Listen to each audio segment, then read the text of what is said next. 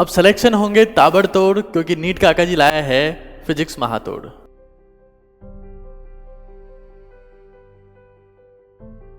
Hello students, I am Nikhil, your physics mentor at NEET Kaka ji. नमस्ते विद्यार्थियों, मैं हूं निखिल। स्वागत करता हूं आप सभी का आपके इस चैनल नीट काका जी पर। तो कल हम लोगों ने सिंगल पुली सिस्टम, मल्टीपल पुली सिस्टम सब कुछ कंप्लीट कर लिया था हमारे प्रीवियस एपिसोड में। अब हम लोग आगे प्रोसीड कर रहे हैं। तो सबसे पहले मैं नॉर्मल रिएक्शन और टेंशन का कुछ और डिस्कशन कर लूं, और उसके बाद हम मूव इन करेंगे इनटू द स्यूडो फोर्सेस के डिस्कशन को करने के लिए। ठीक है, तो सबसे पहले लेट्स डिस्कस अबाउट टेंशन, या सबसे पहले नॉर्मल रिएक्शन के बारे में ही चर्चा कर लेते हैं। तो नॉर्मल रिएक्शन में देखो बेसिकली क्या होगा कि मान लीजिए ये हमारे पास एक ब्लॉक है और एक ये वाली ब्लॉक है हमारे पास, ठीक है ना। एंड सपोज दैट इसका मास m1 है और इसका मास m2 है, और ये दो ब्लॉक्स हैं हमारे पास, और इस पर जो फोर्स एक्सर्ट किया गया है, this force is f amount of force इस पे एक्सर्ट किया गया है। अब आपसे पूछ सकता है what is the acceleration of the system and what is the normal reaction that is acting in between the two blocks. तो बहुत ही इजी है ये। एक्सेलरेशन ऑफ द सिस्टम के लिए देखो फिर से वही हमारे पास जनरल फॉर्मूला जो हम लोगों ने पढ़ा था, ठीक है ना। शॉर्ट मेथड से अगर आप यहां पे कैलकुलेट करना चाहो तो acceleration is equal to unbalanced load या अनबैलेंस्ड फोर्स, ठीक है ना, upon total mass. Unbalanced force divided by total mass, ठीक है ना। तो ये हमारे पास एक्सेलरेशन हो जाएगी, ठीक है ना। अनबैलेंस्ड फोर्स, जो फोर्स बैलेंस नहीं हो पाई है, डिवाइडेड बाय टोटल मास, यही तो करना होता हम लोगों को। तो इस केस में तो एक ही फोर्स है ना। अनबैलेंस्ड फोर्स का मतलब क्या है, देखो यहां पे नीचे अगर आप देखते हो, यहां पे नीचे की डायरेक्शन में तो m1g एक्ट करेगा, और यहां से नीचे की डायरेक्शन में m2g एक्ट करेगा, लेकिन ऊपर की डायरेक्शन में यहां से नॉर्मल रिएक्शन R1 एक्ट करेगा और इसको कैंसिल कर देगा, और यहां से नॉर्मल रिएक्शन R2 एक्ट करेगा और इसको कैंसिल कर देगा।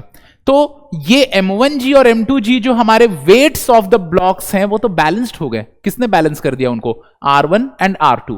तो R1 एंड R2 ने इनको तो बैलेंस कर दिया, m1g और m2g को। बैलेंस करना मतलब कि कैंसल आउट कर देना, this is what we mean by balancing, ठीक है ना।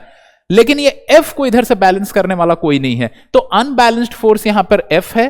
तो एक्सेलरेशन के लिए यहां पे देयरफॉर मैं F लिखूंगा and divided by total mass that is m1 plus m2, ठीक है ना। तो ये बात हमें ध्यान रखनी है। और इसके बाद हमें करना क्या होता है, नॉर्मल रिएक्शन जब शॉर्ट मेथड से हमें कैलकुलेट करना होता है, तो normal reaction is actually what, normal reaction at any point P, at any point P, किसी भी पॉइंट P पे अगर आपको नॉर्मल रिएक्शन कैलकुलेट करना है तो it is acceleration of the system into mass after that point, या आप ऐसे बोल सकते हो कि mass ahead of that point, उस पॉइंट से आगे in the direction of acceleration.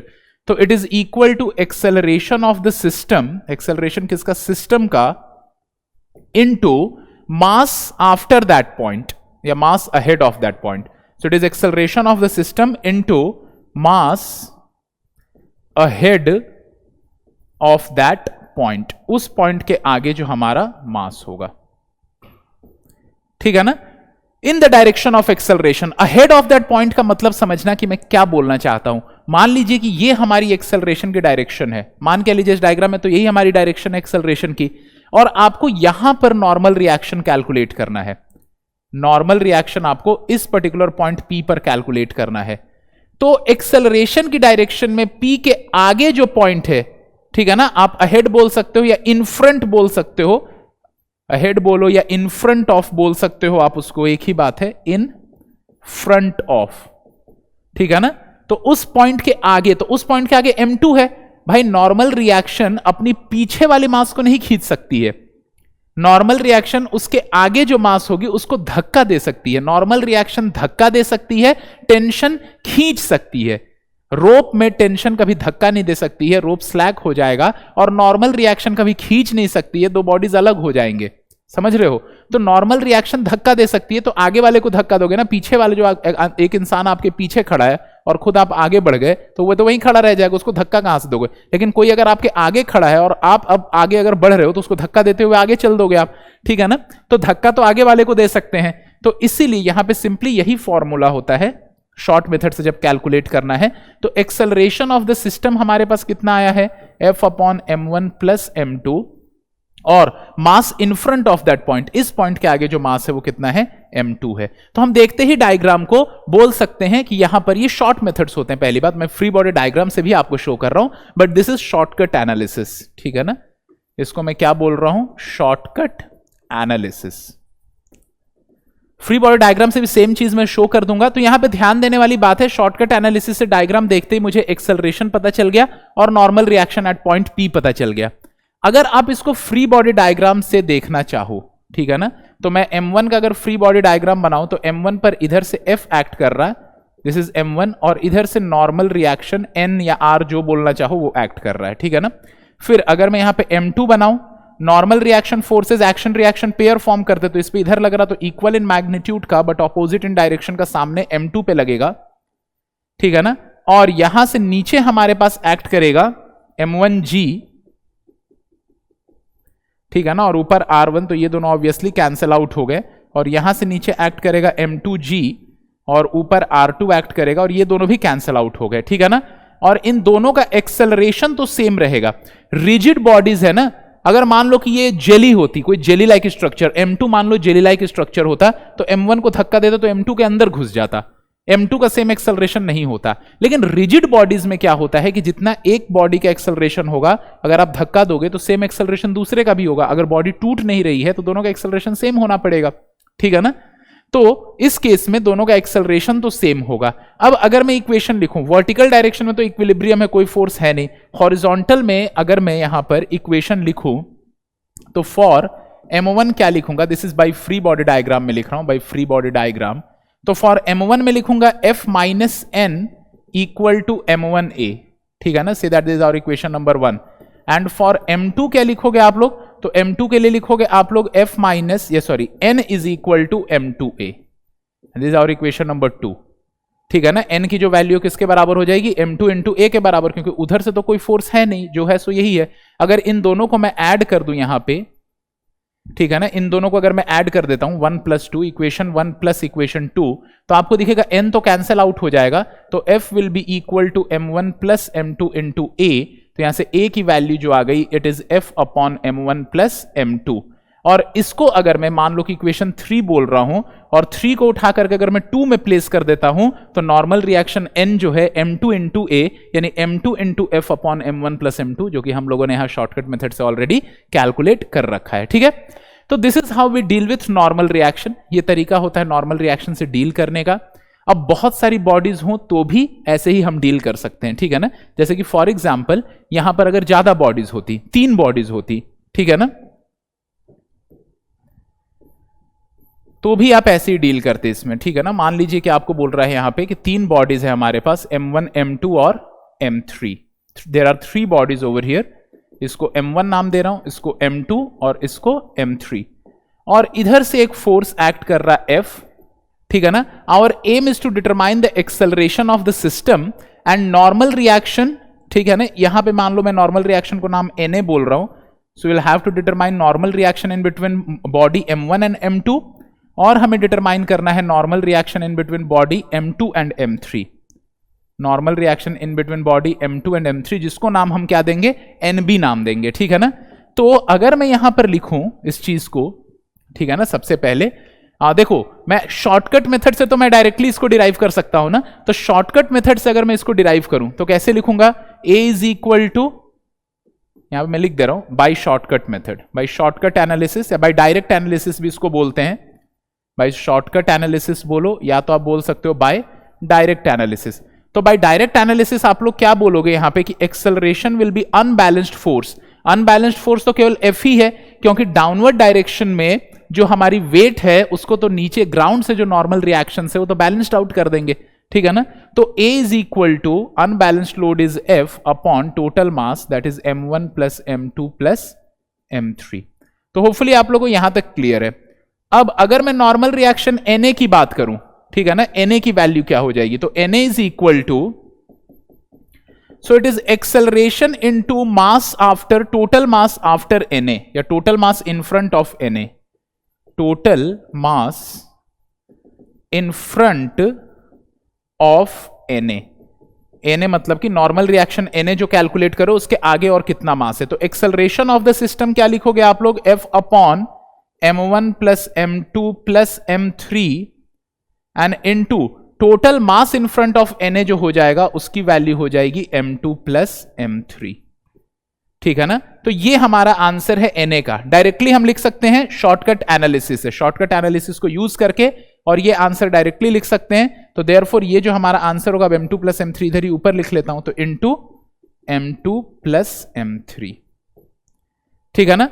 तो ये आप देखिए this is normal reaction at point Na and similarly Nb के लिए केवल क्या लिखोगे आप लोग, तो एक्सेलरेशन ऑफ द सिस्टम जो होगा हमारा इनटू और मास आफ्टर Nb केवल कितनी है, m3 है। तो अगर आप Nb लिखना चाहते हो तो Nb इज इक्वल टू क्या हो जाएगा, similarly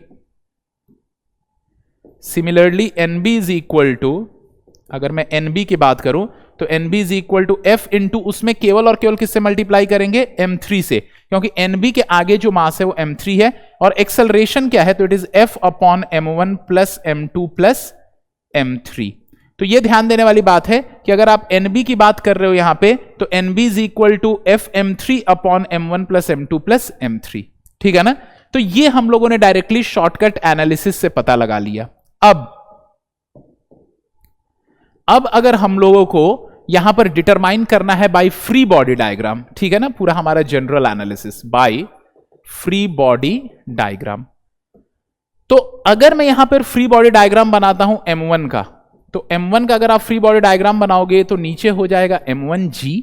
m1g is the force that is acting in downward direction, और ऊपर हमारे पास हो जाएगा r1, ये कैंसल आउट हो गया। ठीक है ना। फिर हमारे पास यहां पर हो जाएगा m2g, नीचे एक्ट करेगा m2g, और ऊपर हमारे पास r2 और ये कैंसल आउट हो जाएगा। और फिर यहां पे एक्ट करेगी, ये हमारे पास तीसरी ब्लॉक है, यहां से नीचे एक्ट करेगा m3g और ऊपर यहां से r3 एक्ट करेगा और ये भी कैंसल आउट हो जाएंगे। वर्टिकल डायरेक्शन में इक्विलिब्रियम है, तो इक्विलिब्रियम होने की वजह से कोई भी मूवमेंट नहीं है, मतलब नेट फोर्सेस कैंसल आउट हो रहे हैं वर्टिकल डायरेक्शन में। अगर हम हॉरिजॉन्टल डायरेक्शन की बात करें यहां पे, तो यहां से F एक्ट कर रहा है और यहां से Na एक्ट कर रहा है, दिस इज Na, और Na एक्शन रिएक्शन पेयर बनाएगा। अगर इधर Na है तो इधर से वापस इस पे Na एक्ट करेगा, और इधर से Nb एक्ट कर रहा है और इस पे भी इधर Nb एक्ट कर रहा है। ठीक है ना। This is our body, this is m1, this is m2 and this is m3। तो अब यहीं से अगर आप m1 के लिए इक्वेशन लिखोगे, फॉर m1 अगर मैं लिखूं यहां पे फॉर m1, तो m1 के लिए क्या दिख रहा है, F माइनस Na। ठीक है ना, मैं यहीं पे लिख देता हूं, फॉर m1 लिखने की जरूरत ही नहीं है, इतने तो समझदार हो ही गए हो आप लोग मेरे साथ पढ़ते पढ़ते। तो अब ये हो जाएगा F minus Na is equal to m1a, और तीनों की एक्सेलरेशन ऑब्वियसली सेम होगी, रिजिड बॉडीज है, मैंने अभी रीजन बताया था उसका। तो F minus Na equal to m1a इसके लिए, क्योंकि नेट फोर्स इस पे F माइनस Na है। ठीक है ना। इसके लिए क्या इक्वेशन लिखोगे आप लोग, तो इसके लिए इक्वेशन लिखोगे Na minus Nb is equal to m2a, ये बॉडी 2 के लिए लिखोगे आप लोग। ठीक है ना। और बॉडी 3 के लिए डायरेक्टली क्या लिखोगे आप लोग, तो बॉडी 3 के लिए हो जाएगा Nb is equal to m3a, क्योंकि इधर से कोई फोर्स नहीं है तो इसमें केवल और केवल Nb ही सामने एक्ट कर रहा है, तो Nb इक्वल टू m3a है। ठीक है ना। तो इन तीनों को अगर मैं ऐड कर दूं, मान लो कि इसको मैं इक्वेशन 1 बोल रहा हूं, इसको इक्वेशन 2 बोल रहा हूं और इसको इक्वेशन 3 बोल रहा हूं, तो अगर मैं लिखता हूं 1 प्लस 2 प्लस 3, तो यहां पे आपको दिखेगा कि ये Na से Na, मैं लिख के ही आपको दिखा देता हूं, F minus Na is equal to m1a, फिर से नेक्स्ट स्टेप लिखोगे Na minus Nb is equal to m2a, और फिर नेक्स्ट स्टेप आप लिखोगे Nb equal to m3a। Next step जो लिखोगे आप, it is Nb is equal to m3a। ठीक है ना। और यहां से Nb से Nb कैंसल आउट हो गया, Na से Na कैंसल आउट हो गया, तो F इक्वल टू क्या आ गया आपके पास, देयरफॉर यहां से हम क्या लिख सकते हैं कि therefore F is equal to, ये जो F है ये किसके बराबर हो गया, m1 plus m2 plus m3a, m1 plus m2 plus m3 into a। तो देयरफॉर a की जो वैल्यू आ गई, it is F upon m1 plus m2 plus m3। तो फ्री बॉडी डायग्राम से भी आपको चीजें दिख रही हैं। देखो शॉर्टकट एनालिसिस के बाद मैं फ्री बॉडी डायग्राम से भी क्यों दिखा रहा हूं आप लोगों को, आपको दोनों तरीके आने चाहिए। शॉर्टकट एनालिसिस जो होती है वो एक पर्टिकुलर केस में एप्लीकेबल हो सकती है, लेकिन सिचुएशन बदल दी जाए अगर थोड़ी सी भी, तो ये वाला शॉर्टकट एनालिसिस वहां पे अप्लाई नहीं होगा. Shortcut analysis are case dependent, they depend on a particular type of situation. If all the assumptions are true, then only shortcut analysis can be then only we can utilize the shortcut analysis. Free body diagram is a general technique. It can be applied anywhere irrespective of the fact whether the situations are similar or different. So this is a general method. तो ये तो हमें पता ही होना चाहिए time बचाने के लिए नीट और जेईई मेन एग्जामिनेशंस में. लेकिन अगर परिस्थितियां बदल देता है एग्जामिनेशन, कुछ असम्पशंस दे देता है क्वेश्चन के अंदर, तो हो सकता है शॉर्टकट एनालिसिस फेल हो जाए. तो इसलिए हमारे पास फ्री बॉडी डायग्राम वाली जो टेक्निक है ये भी हमें आनी चाहिए. ठीक है, तो एक बार हम लोगों ने ये कैलकुलेट कर लिया. अब इसके बाद फिर अगर हम लोग NA की बात करें या NB की बात करें तो NB डायरेक्टली दिख जाएगी यहां से आपको. So NB is equal to M3 into A. तो M3 इंटू ए की जगह पे क्या लिखूंगा, F upon M1 plus M2 plus M3. और यही हमारी NB यहां पर आई हुई है, आप देख सकते हो.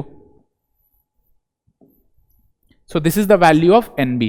एंड सिमिलरली अगर आप लोग वहां पे पुट करके कैलकुलेट करोगे तो NA की भी वैल्यू सेम आ जाएगी. इतना विश्वास तो अब आप लोग कर ही सकते हो मेरे ऊपर.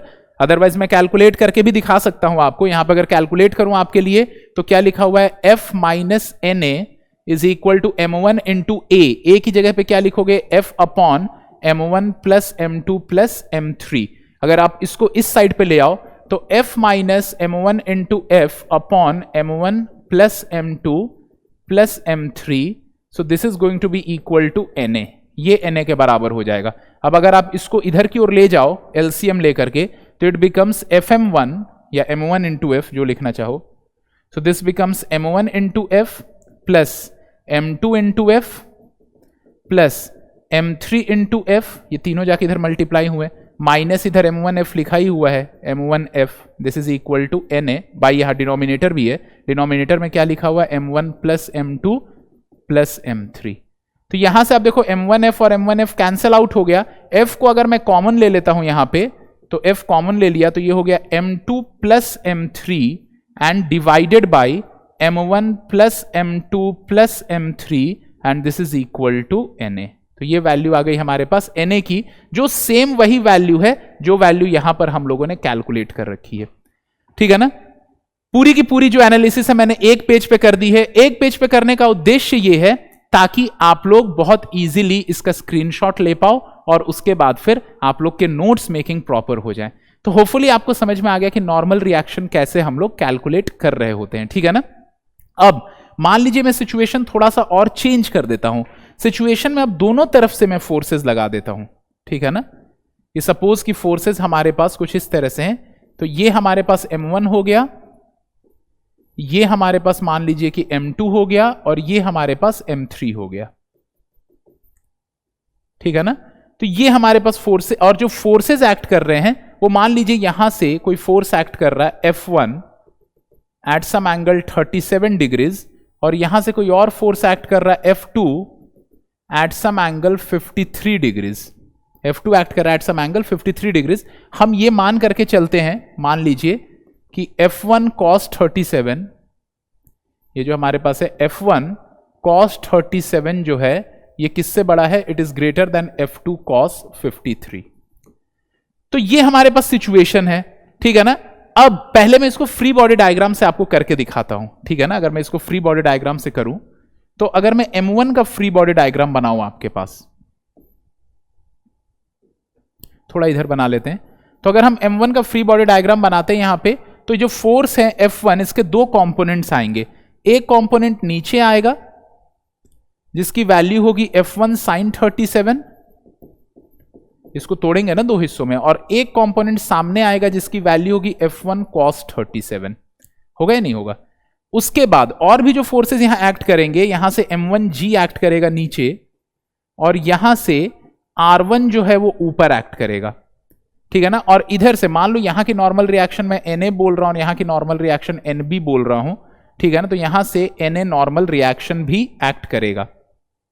अगर आपसे बोले कि R1 की वैल्यू क्या होगी, तो इसमें R1 M1G के बराबर नहीं होगी. इस केस में R1 will be equal to what, R1 will be equal to M1G plus F1 sin 37. हालांकि इस चैप्टर में तो इससे ज्यादा फर्क नहीं पड़ेगा क्योंकि वर्टिकल डायरेक्शन में फिर भी इक्विलिब्रियम रहेगा, लेकिन जब हम फ्रिक्शन पढ़ेंगे तो वहां पे ये चीज मायने रखेगी, क्योंकि फ्रिक्शन चैप्टर में जो हमारा फ्रिक्शनल फोर्स आप पढ़ोगे वो नॉर्मल रिएक्शन पे डिपेंड करता है, तो वहां पे ये चीज महत्वपूर्ण हो जाएगी। This thing is going to play an important role over there, तो इसलिए मैं अभी भी उसको दिखा दे रहा हूं, ठीक है ना। और तो ये तो वर्टिकल डायरेक्शन में तीनों मिलकर के कैंसिल आउट ही हो जाएंगे, पहली बात R1 M1G और F1 sin 37। लेकिन यही चर्चा अगर मैं हॉरिजॉन्टल डायरेक्शन के बारे में करूं, ठीक है ना, same if I am discussing about the horizontal direction जो कि इंपॉर्टेंट है, तो अलॉन्ग हॉरिजॉन्टल लिखूंगा F1 cos 37। अच्छा, cos 37 की वैल्यू पता होनी चाहिए आपको, 4/5 होती है, पता ही होगी ऑब्वियसली, ठीक है ना। तो ये लिखा हुआ है F1 इंटू ये जो चीज लिखी हुई है 4/5 F1 लिखा हुआ है, यानी कि हम लोग क्या लिखेंगे यहां पे, this was along vertical, this is along vertical, along vertical. अब अगर मैं बात करूं अलॉन्ग हॉरिजॉन्टल, तो अलॉन्ग हॉरिजॉन्टल लिखेंगे F1 cos 37 यानी कि 4F1/5, ठीक है ना, माइनस और उधर से Na है and this will be equal to M1A। ये किसके बराबर हो जाएगा, M1A के बराबर। तो दिस इज अलॉन्ग हॉरिजॉन्टल, ठीक है। तो ये वाली जो इक्वेशन लिखी हुई है तो अलॉन्ग वर्टिकल लिखी हुई है, AV का मतलब अलॉन्ग वर्टिकल मैं बोलना चाहता हूं, और ये वाली जो लिखी हुई है ये अलॉन्ग हॉरिजॉन्टल लिखी हुई है। तो ये तो हम लोगों ने किसके लिए लिख दिया है, दिस इज फॉर M1। अब अगर मैं बात करता हूं यहां पे M2 के बारे में, ठीक है ना, तो ब्लॉक M2 के लिए अगर मैं चर्चा करूं यहां पे,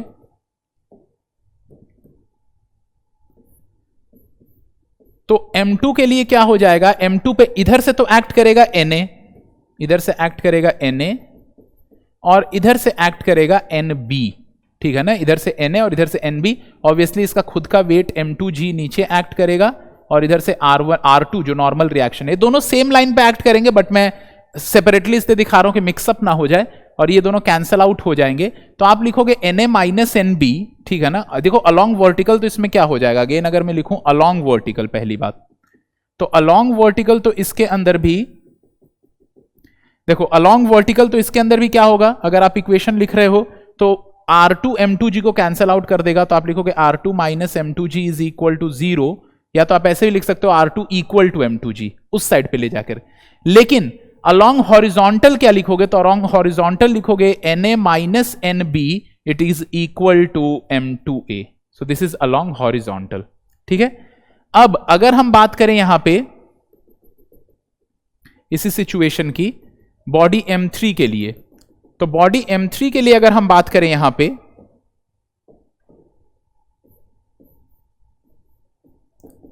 तो इधर से हमारे पास एक्ट कर रही है NB, ठीक है ना, बस NB ही एक्ट कर रही है, और उधर से जो एक्ट कर रहा हमारे पास इट इज F3 cos 53, और cos 53 3/5 होती है, तो 3/5 F3 एक्ट कर रही है, 3/5 F3 इधर से एक्ट कर रही है, और ऊपर से हमारे पास जो फोर्स एक्ट कर रही है it is F2 sin 53, F2 sin 53। चाहो तो उसको ऐसे भी लिख सकते हो 4/5, सॉरी F2 है ना, ये F3 नहीं है, F2 है, ठीक है ना। और इधर से जो एक्ट करे इट इज F2 sin 53, तो F2 sin 53 का मतलब हो गया 4/5 ऑफ F2, ठीक है ना, ऊपर से। और यहां से इसका वेट नीचे एक्ट कर रहा है M3G, और ऊपर नॉर्मल रिएक्शन इस पे एक्ट कर रहा है R3, जो कि एक दूसरे को कैंसल आउट कर देंगे यहां पे। तो होपफुली यहां तक सारी चीजें क्लियर है आप लोगों को। अब इसमें भी अगर आप अलॉन्ग वर्टिकल और अलॉन्ग हॉरिजॉन्टल लिखना चाहो, along vertical and along horizontal, तो अलॉन्ग वर्टिकल क्या इक्वेशन लिखोगे, ठीक है ना। देखना मैं फिर से, आप थोड़ा सा फुल स्क्रीन मोड में करके देखना 360p पे, सारी चीजें मैं एक पेज पे फिर बता रहा हूं इसलिए लिख रहा हूं ताकि आप लोग इसका स्क्रीनशॉट लेकर के नोट्स के फॉर्म में सेव कर पाओ, ठीक है। तो अलॉन्ग वर्टिकल जो चीज आपको दिखेगी यहां पे इट इज M3G, ठीक है ना, plus F2 sin 53, F2 sin 53 को 4/5 F2 भी लिख सकते हो, ये दोनों नीचे हैं और ये दोनों मिलकर के R3 के बराबर हो जाएंगे। तो दिस इज अलॉन्ग वर्टिकल। लेकिन अलॉन्ग हॉरिजॉन्टल क्या होगा, तो अलॉन्ग हॉरिजॉन्टल लिखोगे NB minus 3F2/5 is equal to M3A, ठीक है ना। तो ये जो हमारे पास इक्वेशंस हैं तीनों अलॉन्ग हॉरिजॉन्टल वाली जो इक्वेशंस हैं, अगर हम उनको ऐड कर दें, अलॉन्ग हॉरिजॉन्टल वाली जो इक्वेशंस है सपोज उनको मैं नेम दे देता हूं, तो say that this is our equation number 1, this is our equation number 2 and this is our equation number 3। इन तीनों को मैंने नाम दे दिया। तो अगर मैं लिखूं यहां पे 1 + 2 + 3, अगर मैं तीनों इक्वेशंस को ऐड करूं तो पहला लिखा हुआ 4/5 F1 minus Na equal to M1A, ठीक है ना, 4/5 M1, ठीक है ना, minus Na is equal to M1A। जो दूसरा लिखा हुआ है it is Na minus NB, Na minus NB and this is equal to M2A। और जो तीसरा लिखा हुआ है वो क्या लिखा हुआ है, NB minus 3/5 F2 and this is equal to M3A। तो यहां से देख सकते हो आप लोग कि ये सब कैंसल आउट होंगे, NB से NB, Na से Na, ठीक है ना। 4/5 F1 है, not M1 over here, 4/5 F1। तो यानी कि आप देख सकते हो कि 4/5 F1 minus 3/5 F2 equal to M1 plus M2 plus M3A। मतलब अगर आप यहां पे कॉमन ले लेते हो, ठीक है ना, 1/5 को अगर आप कॉमन ले लेते हो तो ये 4F1 माइनस 3F2/5, ये चीज यहां पे लिखी हुई है, 4F1 minus 3F2/5 and this is equal to M1 plus M2 plus M3 into A। तो यहां से एक्सेलरेशन की जो वैल्यू हमें पता चल गई है, therefore acceleration is equal to what, acceleration is equal to 4F1 minus 3F2/5 into, और फिर अब क्या लिखोगे, या 5 के बाद ऐसे ही लिख लो अंदर ब्रैकेट में ही, ठीक है ना, 5 के बाद फिर यहां पे 5 M1 plus M2 plus M3, ये वाली चीज यहां पर लिखी हुई है, ठीक है ना। तो ये ध्यान देने वाली बात है। तो दिस इज द एक्सेलरेशन। अब एक्सेलरेशन यहां पे वापस आप शॉर्ट फॉर्मूले से भी डिराइव कर सकते थे। तो शॉर्ट फॉर्मूले से कैसे आप डिराइव कर सकते थे इसी एक्सेलरेशन को, तो आप कैसे डिराइव करते, तो नेट अनबैलेंस्ड फोर्स। अब अनबैलेंस्ड फोर्स इधर से माइनस इधर से डिवाइडेड बाय टोटल मास, तो ये शॉर्ट मेथड से भी आ जाता। अगर मैं नॉर्मल रिएक्शंस को डिराइव करूं, ठीक है ना, तो नॉर्मल रिएक्शन पहली बात कि 4/5 F1 minus Na equal to M1A लिखा हुआ है। अब इसको ध्यान से समझना आप लोग, यहां पे मैं कैलकुलेशन कर रहा हूं, ठीक है। तो जो कैलकुलेशन है 4/5 F1 minus Na equal to M1A, 4/5 F1 minus Na, ठीक है ना, Na and this is equal to M1 into A। अब थोड़ा हिम्मत बांधे रहना, देखो वैसे वेरिएबल्स के फॉर्म में है इसलिए थोड़ा सा ये डिफिकल्ट लग रहा है आपको सॉल्व करना। अगर ये नंबर्स मिल जाते तो बहुत इजीली आप सॉल्व कर पाते। तो M1 इंटू A की जगह पे अब यहां पे लिखोगे 4F1 माइनस, फिर से आप लिखोगे M1 इंटू 3F2, ठीक है ना, एंड डिवाइडेड बाई आपके पास क्या आ जाएगा यहां पे 5M1 plus M2 plus M3, ये चीज लिखी हुई है। Na को उधर ले जाता हूं और इनको इस साइड पे ले आता हूं, तो 4/5 F1 माइनस, ध्यान से समझना, 4/5 F1 माइनस, ठीक है ना, ये वाली चीज इधर आ जाएगी। तो माइनस में आप क्या लिखोगे, तो it is 4M1 F1 minus 3M1 F2 divided by 5M1 plus M2 plus M3 and this is equal to Na। ये Na के बराबर हो जाएगा, ठीक है ना। देखो हिम्मत बांधे रखना क्योंकि इसमें लास्ट में एक रिजल्ट वापस आने वाला है हमारे पास। तो अब अगर आप एलसीएम लोगे तो यहां पे 4, यहां पे यानी कि आप एक चीज देख लो, यहां पे 4/5 तो पहले कॉमन कर लो आप और एलसीएम ले लो, ठीक है ना। हो सकता है ऐसे आपको डिफिकल्ट लगे, ऐसे डायरेक्ट ही एलसीएम दिखाता हूं। तो आप पे एलसीएम आपकी 5M1 plus M2 plus M3 होगी, जिसको ले जाकर मल्टीप्लाई करोगे तो ये लिखा हुआ 4F1M1 प्लस 4F1M2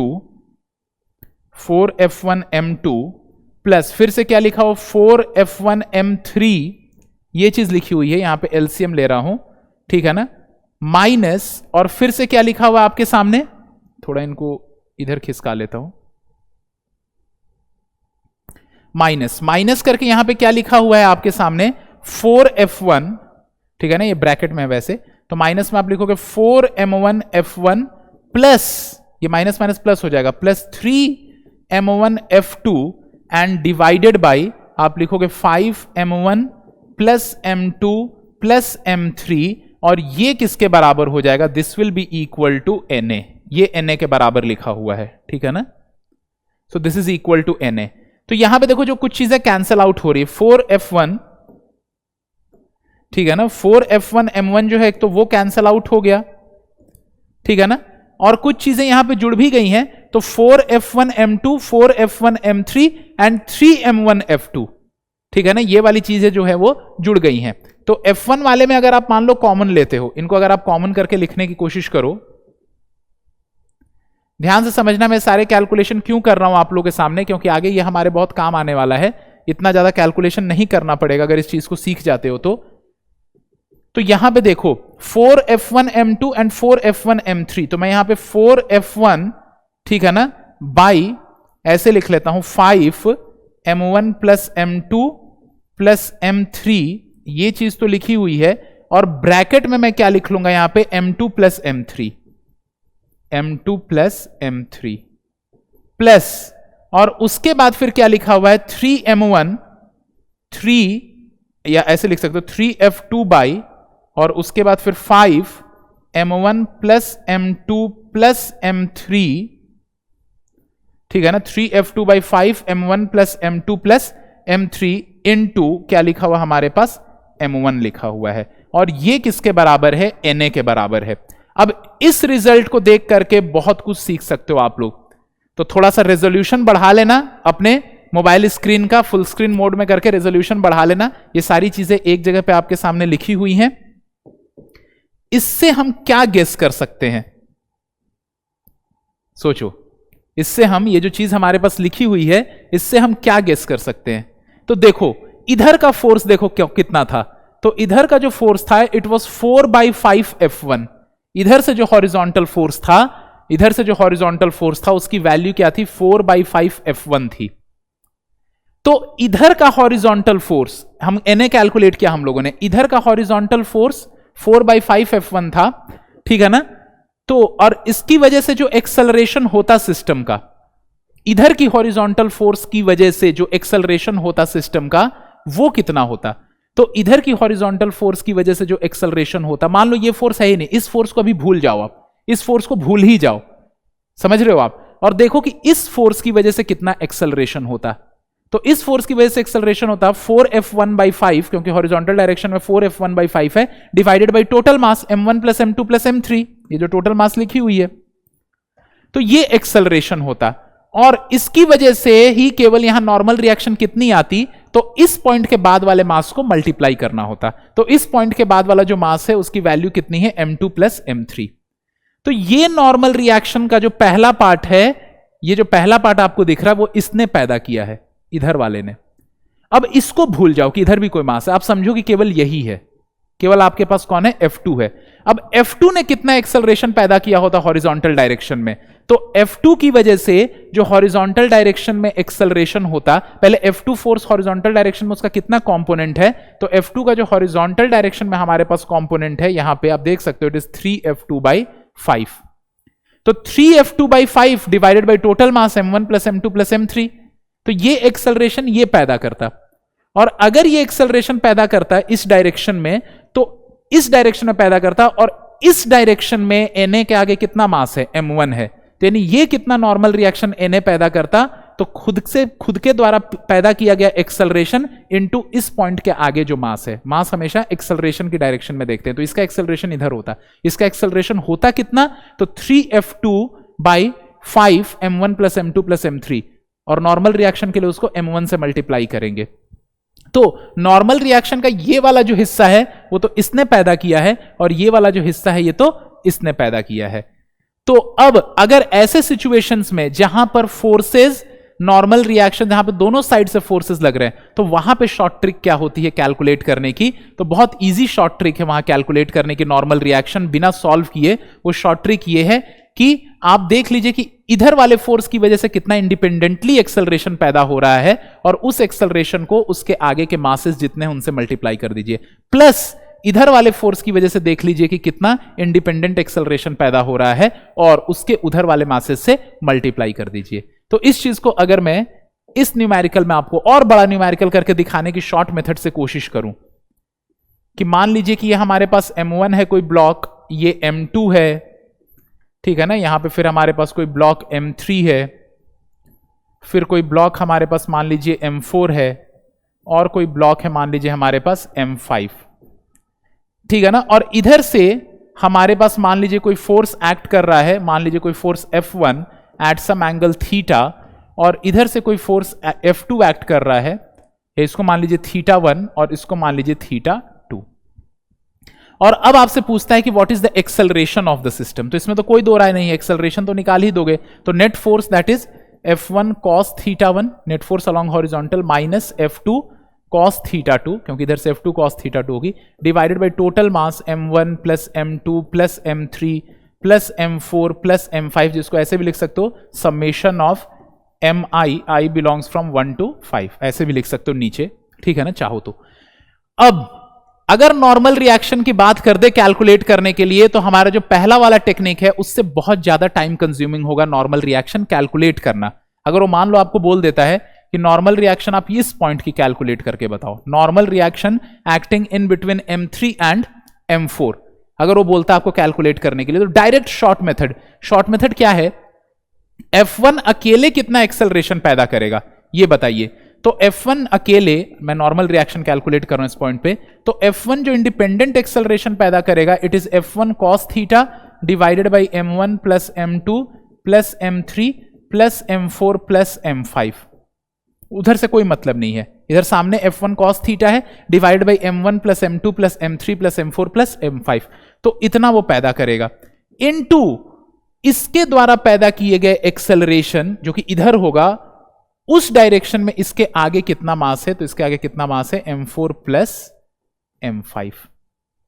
ये क्लियर है आप लोगों को। तो ये तो नॉर्मल रिएक्शन इसने पैदा कर दिया, अब ये कितना नॉर्मल रिएक्शन पैदा करेगा उसको प्लस करके लिखना होगा, ठीक है ना। तो इसकी वजह से जो नॉर्मल रिएक्शन पैदा होगा उसकी वजह से, उसके लिए इसकी वजह से पैदा किए गए एक्सेलरेशन की बात करेंगे, और इसकी वजह से कितना एक्सेलरेशन पैदा किया जा रहा है, तो it is F2 cos theta upon M1 plus M2 plus M3 plus M4 plus M5 and into इसके, मतलब क्योंकि इसका एक्सेलरेशन इधर है ना, तो इस पॉइंट के इधर कितना मास है इन फ्रंट, तो M1 plus M2 plus M3, M1 plus M2 plus M3।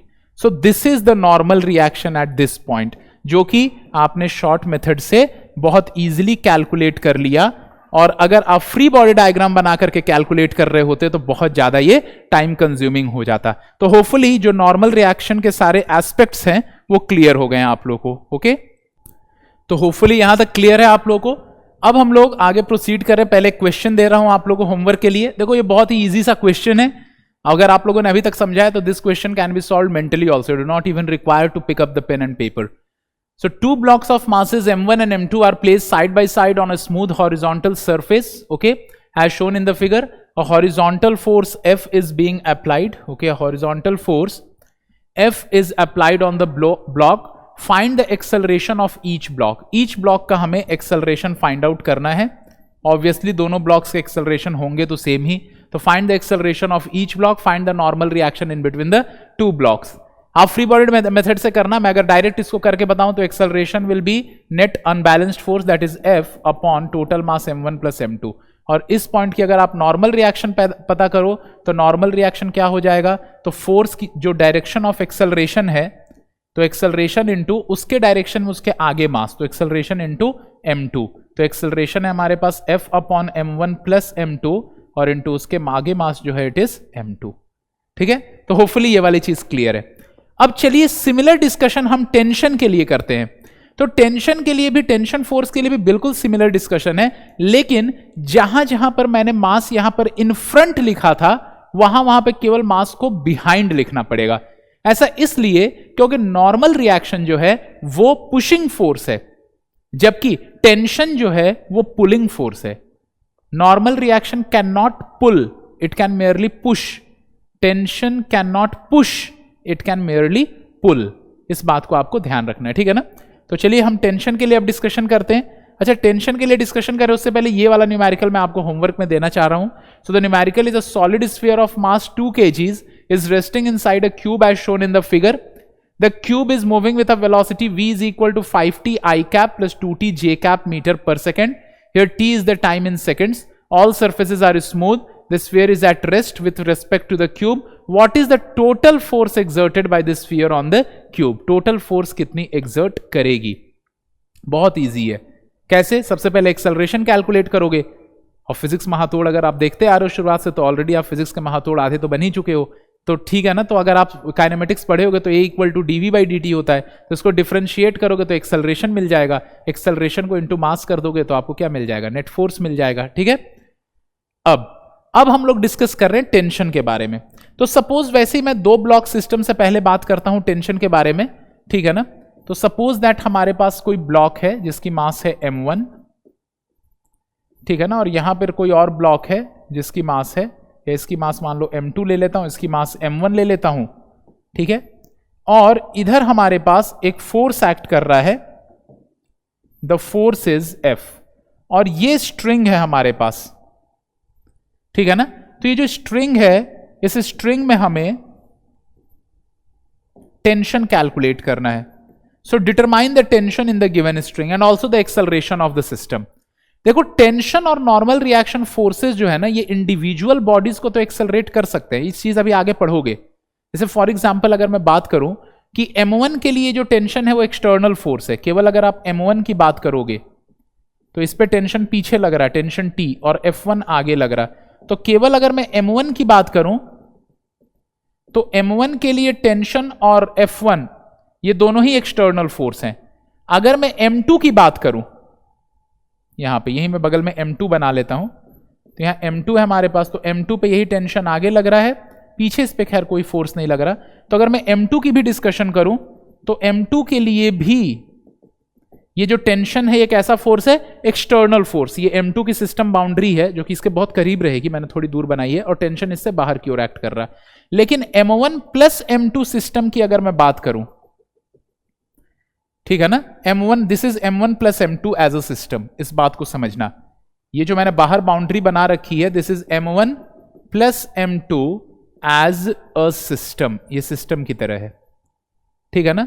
ये जो अंदर ये वाली मैंने बाउंड्री बनाई है, ये मानते हुए कि m2 as a system, m2 as a system, और ये वाली जो मैंने बाउंड्री बनाई है ये मानते हुए कि m1 as a system. So if we consider m1 as a system, then tension is external force to m1, ठीक है ना, इस बात को समझना। और सेम डिस्कशन नॉर्मल रिएक्शन के लिए भी है, जो टेंशन के लिए वही बात नॉर्मल रिएक्शन के लिए भी वैलिड है, ठीक है ना। तो if we consider m1 as a system, m1 as a system, then tension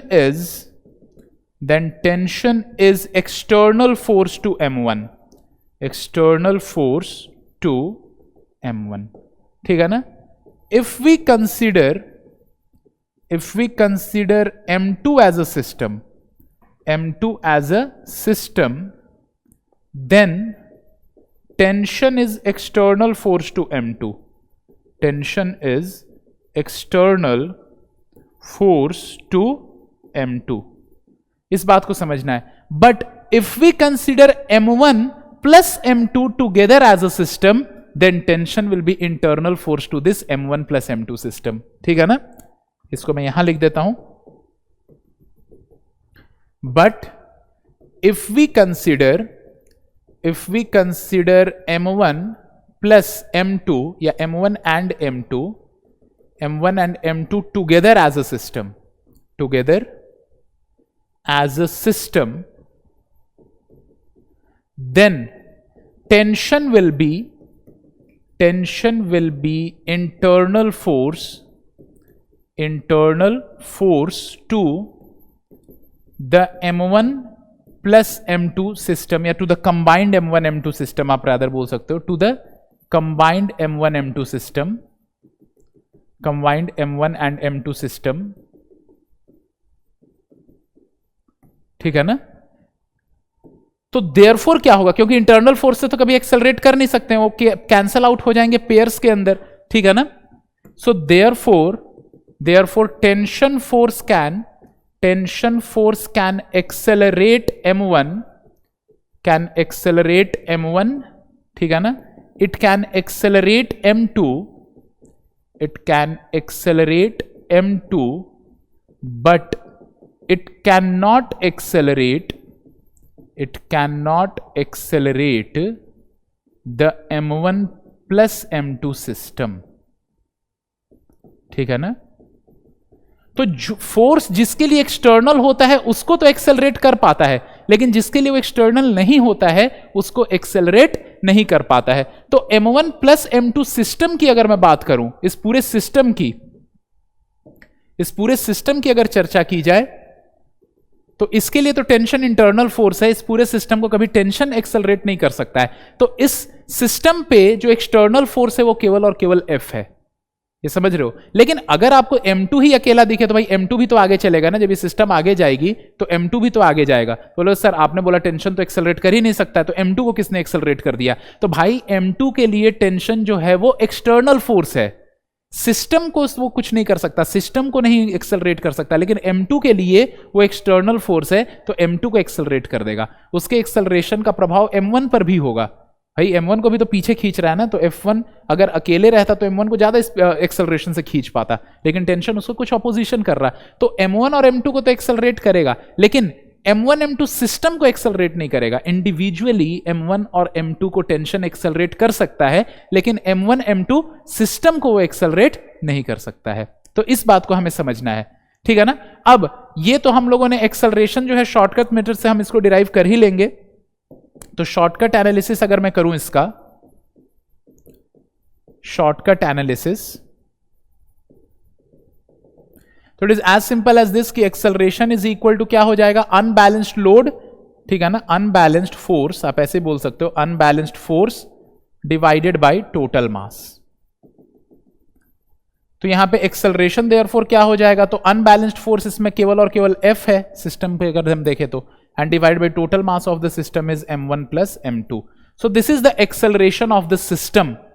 लेकिन अगर हम यहां पर बात करें कि what is the acceleration, what is the tension in the string, तो टेंशन के लिए हम लोग ऐसे लिखेंगे कि T is equal to tension जो होगी, it is acceleration into mass behind that point, P. तो tension at any point P, tension at any point P, तो किसी भी पॉइंट P पे जो टेंशन होगा it is acceleration into mass behind that point P, ठीक है ना। तो इट इज इक्वल टू, हम लोग क्या लिखेंगे, एक्सेलरेशन, तो एक्सेलरेशन तो आपको पता चल ही गया है यहां पे, it is F upon m1 plus m2, और एक्सेलरेशन की डायरेक्शन सामने होगी, तो इस P पॉइंट पे हमें क्या देखना होगा कि इसके पीछे कितना मास है। नॉर्मल रिएक्शन में आगे देखना होता था, इसमें पीछे देखना पड़ता है, तो पीछे जो मास है वो m2 है, तो it is Fm2 upon m1 plus m2। देखो नॉर्मल रिएक्शन की जिम्मेदारी होती है कि अपने से आगे वाला जो मास है उसको उसी एक्सेलरेशन से मूव कराए जो पूरे के पूरे सिस्टम का एक्सेलरेशन है, जबकि टेंशन की यह जिम्मेदारी होती है कि उसके पीछे जो मास है, मतलब उस पॉइंट के पीछे जो मास है उसको उसी एक्सेलरेशन से मूव कराए जो कि पूरे सिस्टम की एक्सेलरेशन है, ठीक है ना। तो इस शॉर्टकट एनालिसिस से तो चीज आपको पता चल ही गई। इसी चीज को हम लोग फ्री बॉडी डायग्राम से भी देख सकते थे। तो अगर आप फ्री बॉडी डायग्राम से सेम क्वेश्चन सॉल्व करना चाहो, ठीक है ना, तो ये आपके पास m1 है, ये m2 है, और ये दोनों को कनेक्ट करती हुई स्ट्रिंग है, और स्ट्रिंग में जो टेंशन है मान लीजिए वो T है, उसको हमें कैलकुलेट करना पड़ेगा, ये फोर्स F है। तो अगर आप लोग फ्री बॉडी डायग्राम बनाते हो यहां पे, तो m2 का अगर आप पहले फ्री बॉडी डायग्राम बनाओ तो नीचे यहां से एक्ट करेगा m2g और ऊपर यहां से एक्ट करेगा r2, ये कैंसल आउट हो जाएगा, T हो गया सामने, ठीक है ना। और यहां पे ये जो T है ये इधर की ओर है, यहां से m1 है, ठीक है ना, यहां से नीचे जो है ये m1g है, और ऊपर की ओर यहां से r1 एक्ट कर रहा है, और सामने की ओर F है, ठीक है ना। यहां से ये कैंसल आउट हो गए, ठीक है ना। अब यहां पे आप क्या लिखोगे, F माइनस टी, पहली चीज आप क्या लिखोगे यहां पे, तो यहां पे आप लोग लिखोगे F माइनस टी, क्योंकि सामने F है पीछे T है, and this is equal to m1a, acceleration A मान लीजिए सिस्टम का, और दोनों का एक्सेलरेशन A ही होगा। उसका क्या रीजन है, क्योंकि जो स्ट्रिंग है वो इनएक्सटेंसिबल है, और क्योंकि स्ट्रिंग इनएक्सटेंसिबल है तो दोनों का जो एक्सेलरेशन है वो सेम होगा, ठीक है ना। तो a है, यहां से भी a है, पीछे t हो गया, तो इसके लिए तो f minus T equal to m1a लिखेंगे और इसके लिए डायरेक्टली लिखेंगे t is equal to m2a। ठीक है ना। Now this is equation number 1 and this is equation number 2। ठीक है ना। तो अब अगर आप लोग यहां पे देखिए, अगर हम यहां पे फीड करें तो ये हो जाएगा f minus T is equal to m1a और फिर t इज डायरेक्टली इक्वल टू क्या हो जाएगा m2a, t से t कैंसल आउट हो गया, f is equal to m1 plus m2 into a, तो therefore a is equal to f by m1 plus m2। So obviously वही वाला एक्सेलरेशन है जो कि हमारे लिए कहां पर आया हुआ था, वही एक्सेलरेशन है जो कि ऑब्वियसली हम लोगों ने डिराइव किया था शॉर्टकट मेथड से, या जिसको हम लोगों ने लिखा था शॉर्टकट मेथड से। ठीक है ना। अब टेंशन की अगर बात की जाए तो इसको उठा करके ये जो हमारा एक्सेलरेशन आया है, अगर मैं इस इक्वेशन में पुट कर देता हूं तो जो टेंशन की वैल्यू आएगी it is m2 into a की जगह पे लिखोगे f upon m1 plus m2। सो ये हमारे पास वैल्यू किसकी आ गई, टेंशन की वैल्यू आ गई। ठीक है ना। तो होपफुली ये क्लियर हो गया आप लोगों को। तो this is by free body diagram, लेकिन यही चीज हम लोगों ने शॉर्टकट एनालिसिस से भी किया था। ठीक है ना। तो बस ऐसे ही हमें करना होता है, और जो चीजें नॉर्मल रिएक्शन के लिए वैलिड होती हैं वही एग्जैक्टली टेंशन के लिए भी वैलिड होती हैं। ठीक है। तो होपफुली यहां तक आपको सारी चीजें क्लियर हैं। अब हम आगे प्रोसीड कर रहे हैं। तो देखिए नेक्स्ट पॉइंट जिस पे हम लोग को ध्यान देना होता है इसके बारे में, वो ये है कि अगर मान लो कि ये तो 2 मासेस के लिए इजी था, ज्यादा मासेस हो उस केस में क्या करें हम लोग, तो फिर हम लोगों को वही काम करना होता है। जब ज्यादा मासेस भी होते हैं ना, तो मान लीजिए कि यहां पर हमारे पास, ठीक है ना, इस बात को समझना आप कि यहां पे मान लो कि कोई मास हो गया हमारे पास,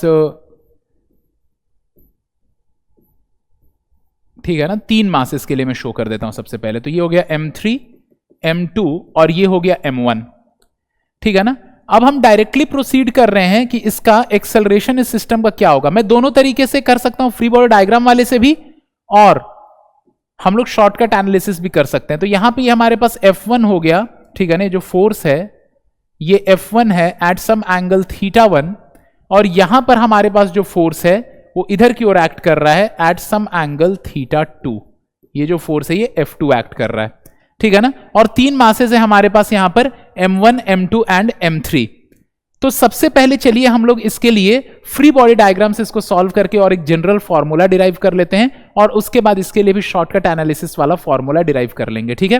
तो यहां पे अगर आप जनरल फॉर्मूला इसके लिए डिराइव कर रहे हो, सबसे पहले फ्री बॉडी डायग्राम से अगर आप सॉल्व कर रहे हो इसको, तो m1 का अगर आप फ्री बॉडी डायग्राम बनाते हो तो यहां पे नीचे जो फोर्स एक्ट करता है वो m1g है, ऊपर जो फोर्स एक्ट करता है वो r1 है, ये दोनों कैंसल आउट हो गए। ऊपर की ओर यहां पे जो फोर्स एक्ट करेगा F1 cos θ1, सामने सॉरी F1 sin θ1, जो थीटा मैंने हॉरिजॉन्टल से मार्क किया है, तो F1 sin θ1, सामने की ओर जो फोर्स एक्ट करेगा वो F1 cos θ1। ठीक है ना।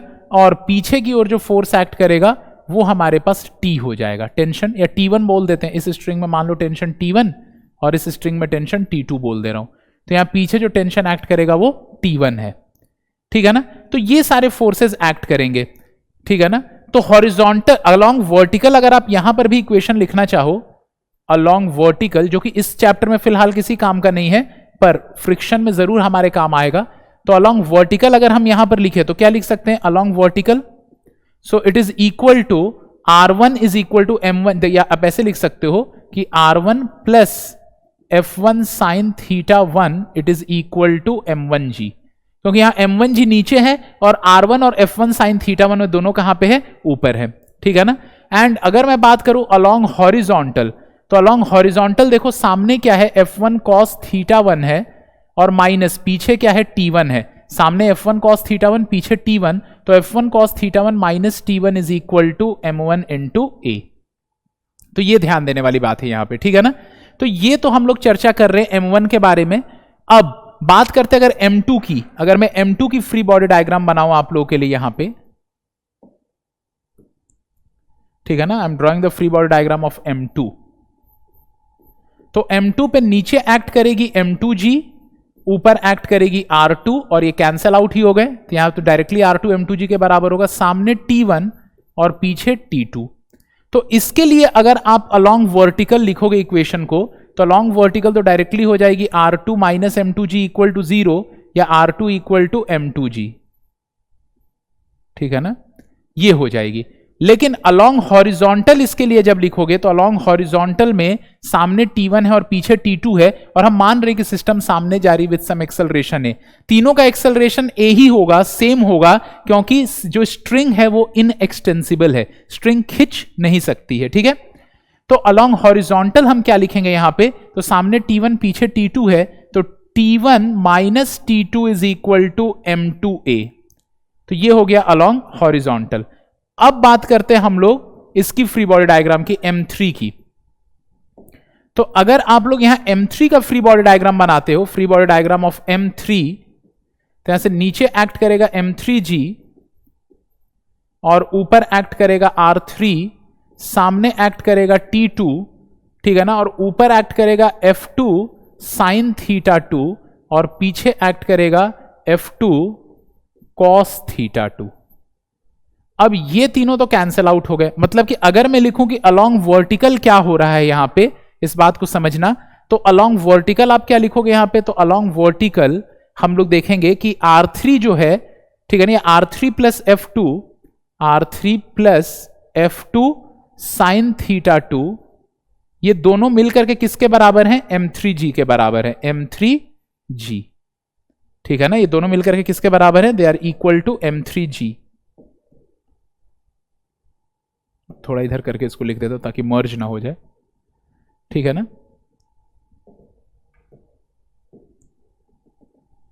तो अलोंग वर्टिकल अगर आप यहां पर देखोगे, ठीक है ना, अलोंग वर्टिकल तो आपको दिखेगा कि R3 plus F2 sine theta 2 and this is equal to M3G। तो ये ध्यान देने वाली बात है वर्टिकल के अलोंग। एंड अलोंग हॉरिजॉन्टल अगर आप लोग लिख रहे हो यहां पे, तो अलोंग हॉरिजॉन्टल आपको क्या दिखेगा कि सामने T2 है और पीछे F2 cos थीटा 2 है, और जा बॉडी क्योंकि आगे ही रही है तो हम क्या लिखेंगे, T2 minus F3 cos theta 2, ठीक है ना, या sorry F2 cos theta 2, T2 minus F2 cos theta 2 and this will be equal to M3A। ठीक है ना, अब ये वर्टिकल में तो हमेशा इक्विलिब्रियम है, हमें मतलब हॉरिजॉन्टल वाले से है। इसको लिख लेता हूं, मान लो मैं इक्वेशन नंबर 1, या इसको लिख लेता हूं इक्वेशन 1 है, ये हमारे पास इक्वेशन 2 है, और ये हमारे पास इक्वेशन 3 है, और फिर मैं तीनों इक्वेशंस को ऐड कर लेता हूं। ठीक है ना, तो अगर मैं 1 प्लस 2 प्लस 3 करके लिखूं यहां पे,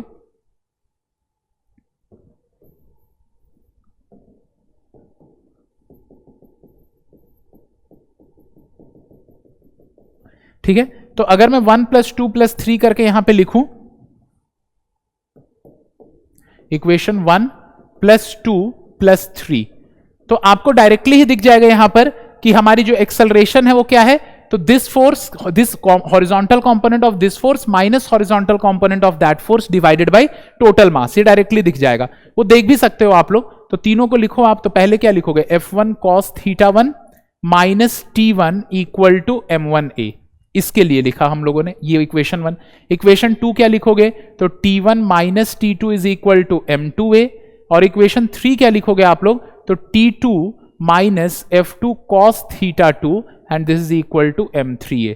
तो यहां पे आप देख सकते हो कि जो टेंशन है वो तो कैंसल आउट हो गए, ये जो टेंशन है वो कैंसल आउट हो गए, तो F1 cos theta 1, F1 cos theta 1 minus F2 cos theta 2 and this is equal to, ये किसके बराबर आ रही है, ठीक है ना, तो दिस इज इक्वल टू किसके बराबर आ रही है, M1 plus M2 plus M3 into A। ठीक है ना, ये इसके बराबर आ रही है। तो देयरफॉर अब हम लोग यहां पे क्या लिख लेंगे, तो देयरफॉर A की जो वैल्यू हो जाएगी, it is F1 cos theta 1 minus F2 cos theta 2 divided by M1 plus M2 plus M3। सो ये एक्सेलरेशन है, और यही एक्सेलरेशन हमारा शॉर्टकट मेथड से भी आता कि नेट फोर्स अलोंग हॉरिजॉन्टल जो होगा, net forward force minus net backward force along horizontal divided by total मास। अब मैं किसी एक पॉइंट पे टेंशन कैलकुलेट करके और आपको शो कर सकता हूं कि ठीक जैसा हम लोगों ने फॉर्मूला नॉर्मल रिएक्शन के लिए डिराइव किया था, वैसे ही हम लोग टेंशन के लिए भी डिराइव कर सकते हैं, सेम फॉर्मूला। ठीक है ना, सेम टाइप का फॉर्मूला। तो आप लोग यहां पे कैसे कैलकुलेट करोगे इस चीज को, सबसे पहले यहीं से अगर मैं टेंशन आपको कैलकुलेट करके दिखाऊं, सपोज यहां पे लिखा हुआ है F1 cos θ1 minus T1, F1 cos θ1 minus T1 equal to M1A, ये वाली चीज हमारे पास लिखी हुई है। तो हम लिखेंगे F1 cos θ1 minus T1 equal to M1 into A, and instead of A आप क्या लिखोगे, F1 cos θ1 minus F2 cos θ2, ये पूरी की पूरी चीज लिखोगे F1 cos θ1 minus F2 cos θ2, ठीक है ना, F1 cos θ1 minus F2 cos θ2 divided by M1 plus M2 plus M3, ठीक है ना, ये वाली जो चीज लिखी है। अब अगर मैं इसको इस साइड पे ले आऊं और उसको उधर ले जाऊं तो T1 will be equal to what, तो T1 will B F1 cos θ1 minus, ठीक है ना, और फिर से क्या हो जाएगा M1 into F1 cos θ1 minus F2 cos θ2 divided by M1 plus M2 plus M3। तो अगर हम इसको इधर की ओर ले जाएं तो T1 will be equal to, तो अब अगर आप मल्टीप्लाई कर लेते हो तो ये क्या लिखा हुआ है M1 into F1 cos θ1 plus फिर से क्या लिखा हुआ है M2 into F1 cos θ1 plus फिर से क्या लिखा हुआ है M3 into F1 cos θ1 plus या सॉरी माइनस अब यहां पे क्या लिखा हुआ आपके सामने M1 इंटू F1 cos θ1 और फिर वो प्लस हो जाएगा, माइनस माइनस प्लस है तो प्लस M1 इंटू, ठीक है ना, plus M1 into F2 cos, इसको थोड़ा इधर कर लेते हैं, ठीक है ना, तो प्लस यहां पे क्या लिखा हुआ है कि M1 into F2 cos θ2 and divided by total mass obviously that is M1 plus M2 plus M3। अब जो चीजें कैंसिल हो सकती है उसको कैंसिल कर दो, तो cancel M1 into F1 cos θ1 हो गया।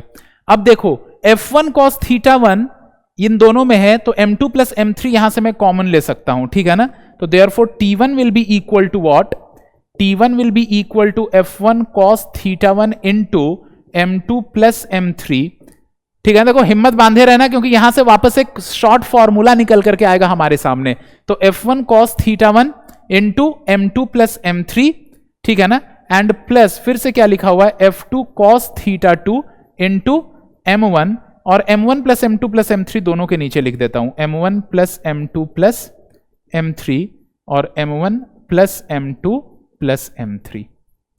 तो यहां से ध्यान देने वाली बात है कि जो T1 है वो किसके बराबर है, समझना, तो पहला एक्सेलरेशन यहां F1 पैदा कर रहा है, समझना, और F1, अब F2 को भूल जाओ, F2 को भूल जाओ, F1 कितना एक्सेलरेशन पैदा कर रहा है इस बात को ध्यान दो। तो F1 कितना एक्सेलरेशन पैदा करेगा, तो F1 cos θ1 जो सामने की डायरेक्शन में क्या लिखा हुआ है F1 cos θ1 and mine F1 cos θ1 है सामने के डायरेक्शन में force divided by M1 plus M2 plus M3, तो इतना एक्सेलरेशन पैदा करेगा। तो इस पॉइंट पे जहां T1 आप टेंशन कैलकुलेट कर रहे हो, टेंशन कितना पैदा करेगा, तो उसने ये जो एक्सेलरेशन पैदा किया है इस एक्सेलरेशन को किससे मल्टीप्लाई करना होगा, पीछे वाले मास से। यही तो सीखा था, नॉर्मल रिएक्शन में आगे वाले से मल्टीप्लाई करना था, टेंशन में पीछे वाले से। तो F1 cos θ1, ठीक है ना, divided by M1 plus M2 plus M3, ये इसके द्वारा पैदा किया गया एक्सेलरेशन, और इसके पीछे जो मास है वो M2 प्लस M3, तो ये नॉर्मल रिएक्शन तो ये पैदा करेगा F1। F2 कितना नॉर्मल रिएक्शन पैदा करेगी, तो अब F1 को भूल जाओ, आपकी F1 नाम की भी कोई चीज है यहां पे, उसको भूल जाते हैं हम लोग, ठीक है ना, F1 नाम की कोई चीज है उसको भूल गए। अब हमारे पास केवल F2 है, F2 कितनी एक्सेलरेशन पैदा करेगी, तो इधर की ओर पहली बात वो पैदा करेगी, और F2 cos θ2 divided by M1 plus M2 plus M3। F2 जो एक्सेलरेशन पैदा करेगी that is F2 cos θ2 divided by M1 plus M2 plus M3, इतनी वो पैदा करेगी, ठीक है ना, ये एक्सेलरेशन। एंड टेंशन फिर कितना पैदा करेगी इस पॉइंट पे, तो इस एक्सेलरेशन को किससे मल्टीप्लाई करना होगा, तो इस पॉइंट के पीछे वाले मास से, और इस पॉइंट के पीछे कितना मास है, तो इस पॉइंट के पीछे जो मास है वो M1 है, तो यानी कि हमारा आएगा F2, ठीक है ना, F2 cos θ2 divide by M1 plus M2 plus M3 into इस पॉइंट के पीछे जो मास है वो कितना है M1 है, तो ये F2 cos θ2 upon M1 plus M2 plus M3 into M1 वो ये पैदा करेगी। तो टोटल जो यहाँ पे टेंशन पैदा होगा वो इन दोनों की वजह से मिल करके होगा, तो दोनों को ऐड करके लिखा गया है। तो ये शॉर्ट टेक्निक होता है, ठीक है ना। तो ये तो मैंने पूरा आपको फ्री बॉडी मेथड से दिखा दिया करके। अब मान लो कि ऐसे एक क्वेश्चन तो जिसमें 5 बॉडीज दे दूं आपको यहां पर, या मान लीजिए कि मैं आपको दे देता हूं 5 बॉडीज, ठीक है ना, इस बात को समझना आप।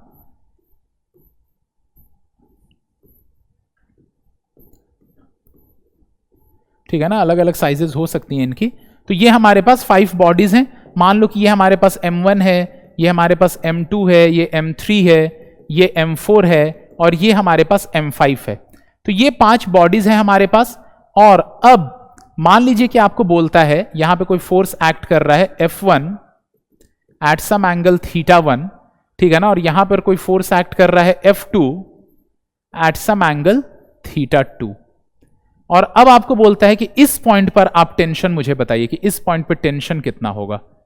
तो सबसे पहली बात कि आप एक्सेलरेशन पता कर लीजिए। तो एक्सेलरेशन की जो वैल्यू कितनी हो जाएगी, तो it is F1 cos θ1 minus F2 cos θ2, जो इनकी हॉरिजॉन्टल नेट कंपोनेंट्स है उनका difference, divided by M1 plus M2 plus M3 plus M4 plus M5, that is summation of Mi, I belongs from 1 to n।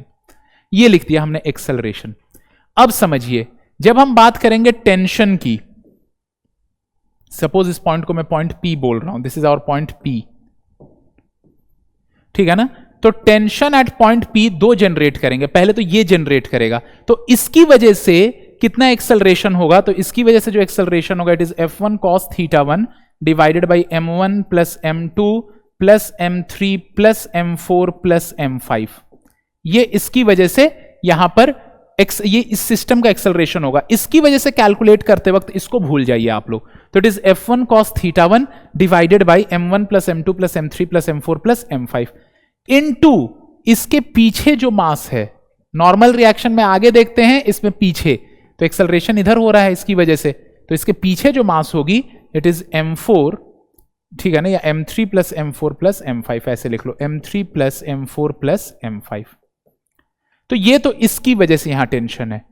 Plus अब देखिए इसकी वजह से कितना एक्सेलरेशन होगा सिस्टम का, तो it is F2 cos θ2 divided by M1 plus M2 plus M3 plus M4 plus M5, ठीक है, एंड इनटू, क्योंकि अब इसकी वजह से एक्सेलरेशन इधर होगा तो पीछे ये वाली साइड कहलाएगी, और पीछे इस पॉइंट के कितना मास है, तो M1 प्लस M2।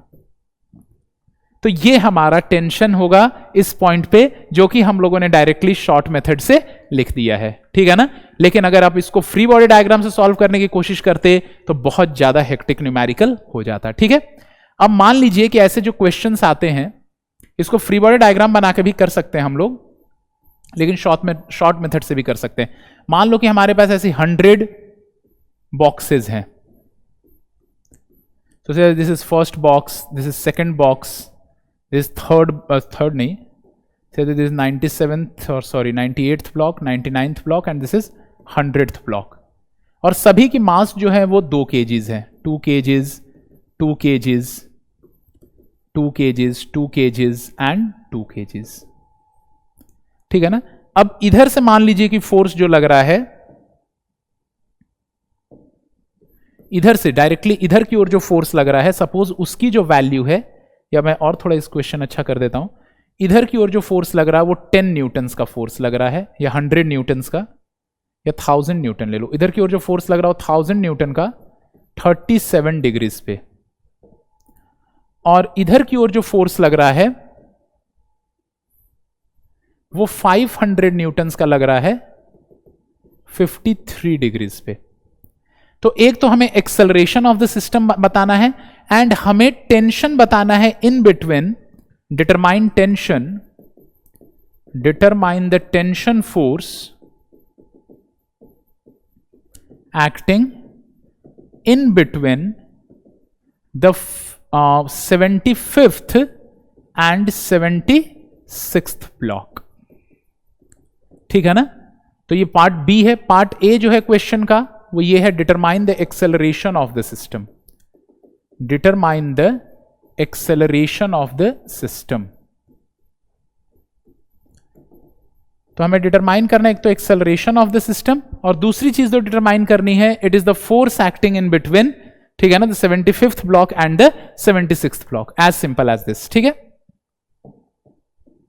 तो पहली चीज ये है कि acceleration of the system will be directly equal to, तो नेट हॉरिजॉन्टल फोर्स सामने की ओर हो जाएगा 100 cos 1000 cos 37 माइनस पीछे की ओर जो हो जाएगा 500 cos 53 and divided by total मास जो हो जाएगा, इट इज 2 kg का एक मास है इंटू 100, तो इट इज 200 kg.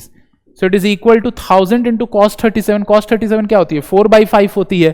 तो 1000 इंटू 4/5, 5 से 1000 का 200 इंटू, तो ये हो जाएगा हमारा 800 माइनस 500 इंटू cos 53. cos 53 3/5 है, तो ये हमारे पास 300 हो गया एंड डिवाइडेड बाई यहाँ पे 200. So it is equal to 500 divided by 200. So it is equal to 2.5 metre per second square. ठीक है, सो ये चीज क्लियर है आप लोगों को. 2.5 मीटर पर सेकेंड स्क्वायर, ये हमारे पास एक्सेलरेशन ऑफ द सिस्टम है. ठीक है, उसके बाद फिर what is the tension acting in between 75th and 76th block. तो tension acting in between 75th and 76th block की अगर मैं बात करूं तो पहले देखते हैं कि इसकी वजह से कितना एक्सेलरेशन होगा. तो इसकी वजह से जो एक्सेलरेशन होगा इट इज 1000 cos 37 यानी 1000 इंटू 4/5, जिसको 800 डायरेक्टली लिख सकते हो. तो 800 डिवाइडेड बाई 200 वो इसकी वजह से एक्सेलरेशन होगा, इनटू 75th और 76th ब्लॉक के पीछे कितना मास है, क्योंकि इसका एक्सेलरेशन आगे है तो पीछे. तो 75th ब्लॉक के पीछे 25 और ब्लॉक्स हैं, 76, 77, 78, 79. तो 75 से लेकर 100 तक, मतलब 76 से लेकर के 100 तक 25 और ब्लॉक हैं. और एक ब्लॉक का मास क्योंकि 2 kgs है, तो टोटल मास जो है वो 50 kgs का मास है. ठीक है ना, तो यहां पे 50 kg और ये हमारा मीटर पर सेकंड स्क्वायर हो गया, तो इसको काटो तो ये हो गया 4 और इंटू 50, तो यानी कि हमारा 200 न्यूटन्स. तो 200 न्यूटन्स का फोर्स तो इसकी वजह से है, पहले वाले की वजह से. ठीक है ना, और दूसरे वाले की वजह से जो होगा, पहले मैं ऐसे ही लिख लेता हूं, प्लस इसकी वजह से. तो इसकी वजह से जो एक्सेलरेशन है वो 300/2 है या नहीं. इसकी वजह से जो एक्सेलरेशन हो जाएगा तो 500 cos 53, तो उसको 300 हम लिख सकते हैं. ठीक है ना, और 300 डिवाइडेड बाई, क्योंकि टोटल मास 200 है, तो यानी कि 300 डिवाइडेड बाई अगर आप 200 करोगे, ठीक है ना, तो यानी कि आपके पास कितना आ जाएगा एक्सेलरेशन इसकी वजह से, इंडिपेंडेंट एक्सेलरेशन, तो 1.5 आ जाएगा. 300 डिवाइडेड बाई 200 वो कितना आ जाएगा 1.5. ठीक है ना, तो और इनटू इसके पीछे कितना मास होगा, तो ये एक्सेलरेशन इधर पैदा करेगा, तो इसके पीछे जो मास होगी वो 75 इंटू 2. ठीक है ना, 1 से लेकर के 75 वाली, ये तो इधर जा रही है ना, तो 76th ब्लॉक मान लो कहीं यहां पे 76, 75, तो इसके पीछे जितनी भी हैं तो 1 से लेकर के वो 75 वाली हैं. ठीक है ना, यानी कि 75 इंटू 2 यानी कि 150 हो गया. ठीक है ना, तो यानी कि यहां पे योर आंसर इज, ये तो कितना हो गया आपका 200 न्यूटन हो गया, एंड प्लस यहां पे ये लिखा हुआ है आपके पास 1.5 इंटू 150, यानी ये हो गया 225 न्यूटन. यानी टोटल जो हमारा आंसर आ जाएगा वो 425 न्यूटन्स आ जाएगा. तो 425 न्यूटन्स जो है ये तो हमारे पास टेंशन फोर्स है जो एक्ट कर रही है इन between 75th and 76th block, जो कि हम लोगों ने डायरेक्टली कैलकुलेट कर लिया है यहां पे. इसको भी फ्री बॉडी मेथड से कर सकते थे, फ्री बॉडी डायग्राम से, लेकिन उस केस में जरूरी नहीं था कि हर बॉडी का फ्री बॉडी डायग्राम बनाओ. इस सिस्टम को 2 पार्ट में आप डिवाइड कर सकते थे फ्री बॉडी डायग्राम बनाने के लिए इसके.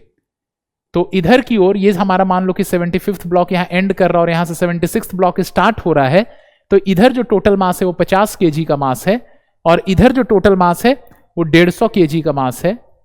ठीक है ना, सिस्टम को 2 हिस्सों में तोड़ लिया, और यहां पे ही आपको टेंशन कैलकुलेट करना है. और इधर जो सामने फोर्स एक्ट कर रही है दैट फोर्स इज 1000 इंटू, मतलब कि 800 न्यूटन्स, और पीछे जो फोर्स एक्ट कर रही है वो है 300 न्यूटन्स. तो इस मेथड से भी हम लोग इसको सॉल्व कर सकते हैं. तो इस मेथड से अगर हम सॉल्व करें तो हम क्या लिखेंगे, 800 minus T is equal to 150a, और फिर लिखेंगे t minus 300 is equal to 50a. तो t कट गया यहां पे, तो 400 इज इक्वल टू 150 और 50 यानी कि कितना हो जाएगा 200a. a is equal to 2 metre per second square, और टेंशन चाहिए तो 800 minus T is equal to 150a. 800 minus T equal to 150a आ गया हमारे पास, और हम लोग a की वैल्यू हमें पता ही है, यानी 800 minus T is equal to 150 into 2, ठीक है ना, ये 800 इंटू टी हो गया, दैट इज 150 इंटू 2 हो गया हमारे पास। तो टी की जो वैल्यू आ गई, T is equal to 500 newtons. तो यहां पे भी टी जो है वो 500 न्यूटन्स ही आनी चाहिए थी, हो सकता है कहीं पर ये हुआ है, ये 300 न्यूटन्स है हमारे पास। तो this is 400 divided by 200 into 50, और ये जो पैदा करेगा it is 300 divided by 200 into 150, ये जो पैदा करेगा, क्योंकि इसके पीछे जो मास है 150 है, ठीक है ना। सो यहां पे ये हमारे पास 300 डिवाइडेड 1.5 इंटू यहां पे ये हमारे पास 150 लिखा हुआ है, तो 1.5 इंटू 150, ये वाली जो हमारे पास ब्लॉकिंग यहां पे लिखी हुई है, ठीक है ना। तो इस चीज को हम लोग को थोड़ा सा यहां पर चेक कर लेते हैं। तो ये तो सही है हमारे पास, इसी के अंदर, अच्छा ये वाली जो चीज है ना, यहां पे थोड़ा सा ये है 800 माइनस 300 500 था, मैंने 400 देख लिया, तो 500 इक्वल टू 200, तो एक्सेलरेशन 2.5 है, तो ये 2.5 होगा, और ले जाओगे तो ऑटोमेटिकली कितना हो जाएगा, 425 हो जाएगा। तो टी इज इक्वल टू क्या हो गया, 425 न्यूटन्स, ठीक है। तो होपफुली ये दोनों मेथड्स आप लोगों को क्लियर हो गए हैं टेंशन और नॉर्मल रिएक्शन से डील करने के। तो अब एक क्वेश्चन जो है ये मैं आपको होमवर्क के लिए दे रहा हूं। तो ये वाला जो क्वेश्चन है बहुत इजी क्वेश्चन है with respect to the questions जो हम लोगों ने डिस्कस किया है, उसके मुकाबले तो बहुत इजी क्वेश्चन है कि in the arrangement shown in the figure the strings are light and inextensible, the surfaces over which the blocks are placed is smooth, find the acceleration of each block and the tension in each string। तो अब इसको बहुत easily आप लोग calculate कर सकते हो, ठीक है। अब नेक्स्ट जो हमारा डिस्कशन है, it is about ropes that are strings with masses, and strings with masses कोई नई चीज नहीं है, वही चीज है जो टेंशन में अभी हम लोग पढ़ रहे थे, ठीक है ना। So the next thing is that ropes that are strings with masses, ropes जिसको हम बोल सकते हैं स्ट्रिंग्स विथ मासेस, ठीक है ना। तो यहां पे देखो ध्यान देने वाली बात है कि इसको एक कंटिन्यूअस मास मान सकते हो। अगर मान लीजिए कि एक मासलेस स्ट्रिंग यहां पे लाई कर रही है, अगर ये मासलेस है, ठीक है ना, तो इस पॉइंट पे अगर मैंने कोई फोर्स अप्लाई किया, इस पॉइंट पे कोई फोर्स अप्लाई किया, तो ये एक्सेलरेट तो हो जाएगी, ठीक है ना, और बहुत ज्यादा एक्सेलरेशन होगा, लेकिन हर पॉइंट पे टेंशन इसका जीरो होगा, T equal to zero, T equal to zero, T equal to zero. Acceleration तो होगा इसका, बट टेंशन हर पॉइंट पे जीरो होगा। क्यों? क्योंकि टेंशन की जिम्मेदारी होती है अपने पीछे वाले मास को उसी एक्सेलरेशन से मूव कराओ जिस एक्सेलरेशन से सिस्टम मूव कर रहा है। लेकिन क्योंकि स्ट्रिंग मासलेस है तो पीछे तो कोई मास है ही नहीं, समझ रहे हो आप लोग। अब अगर मैं यहां पर बात करूं कि अगर मैंने कोई ब्लॉक जोड़ दिया होता और यहां पर मान लीजिए कि मेरे पास कोई रोप होती, लेकिन अगर ये रोप मासलेस होती, अगर ये रोप मासलेस होती और मैंने कोई यहां पर फोर्स अप्लाई कर दिया होता, फोर्स F, और ये मान लीजिए कि हमारे पास मास m है, तो एक्सेलरेशन ऑफ द सिस्टम जो हो जाता वो तो F बाई m हो जाता, सामने एक्सेलरेशन होता F बाई m। लेकिन अगर मैं यहां पर टेंशन की बात करूं, मान लो इस पॉइंट पर टेंशन T1 है, इस पॉइंट पे टेंशन T2 है और इस पॉइंट पे टेंशन T3 है, तो T1 would be equal to T2 would be equal to T3। क्यों? क्योंकि पीछे T1 के पीछे भी मास केवल m ही है, क्योंकि रोप खुद मासलेस है। T2 के पीछे भी मास केवल m ही है क्योंकि रोप मासलेस है, एंड T3 के पीछे भी मास केवल m ही है क्योंकि जो रोप है हमारी वो मासलेस है। समझ रहे हो? तो तीनों पॉइंट्स पे टेंशन सेम होगा। तो मासलेस स्ट्रिंग्स में tension is same throughout the string until unless some mass come in between. लेकिन अब अगर रोप में भी मास होता तो क्या होता? तो सपोज दैट ये जो रोप है हमारे पास, इस रोप में भी मास है। Now the rope is not massless. Suppose इस रोप की जो लेंथ है वो L गिवन है और इसकी मास M गिवन है, ठीक है ना। इसकी मास मान लो, हाँ M मान लेते, ये M1 गिवन है और इसकी जो लेंथ है वो L गिवन है, और यहां पे जो ब्लॉक है उसकी मास जो है वो M2 है, ठीक है। इसको हम डिस्कस करते हैं। इससे पहले मैं सिंपली एक रोप ले लेता हूं, इससे पहले मैं सिंपली एक रोप ले लेता हूं, ठीक है ना। यहां पे ध्यान देना, यहां पर मैंने एक रोप ले लिया, इस बात को समझो, और ये जो रोप है इसमें इधर एक फोर्स लगा दिया। इस रोप की मास M है और लेंथ L है इसकी। अब इसका एक्सेलरेशन जो होगा वो मुझे पता चल गया, acceleration will be F by M, भाई net external force divided by total mass, ठीक है ना। मास स्मॉल m ले लो इसकी, तो net external force divided by total मास, तो ये हमें पता है यहां पे। तो अब अगर मैं बोलूं कि यहां पर टेंशन कितना है, मान लो ये कोई पॉइंट है हमारे पास, ये कोई पॉइंट है टी ए, ये कोई पॉइंट है टी बी, और ये कोई पॉइंट है टी सी। तो टी ए मान लो L/4 डिस्टेंस पे है इधर से, टी बी जो है वो यहां से L/2 डिस्टेंस पे है, और टी सी जो है वो पूरी की पूरी यहां से L डिस्टेंस पर ही है। जो टी सी है वो L डिस्टेंस पे है। अब मैं बोलूं कि टी ए पर क्या टेंशन होगा, टी बी पर क्या होगा, टी सी पर क्या होगा। तो टी ए पर जो टेंशन होगा इस केस में, ठीक है ना, टी ए पर जो टेंशन होगा, it is acceleration of system into mass behind T A, mass behind T A. तो एक्सेलरेशन ऑफ द सिस्टम तो F/m हो गया, ठीक है ना, फोर्स F लग रहा, रोप की मास क्या है, m है, तो एक्सेलरेशन ऑफ द सिस्टम तो F/m हो गया। लेकिन मास बिहाइंड टी ए के पीछे कितनी मास है ये आप मुझे बताइए।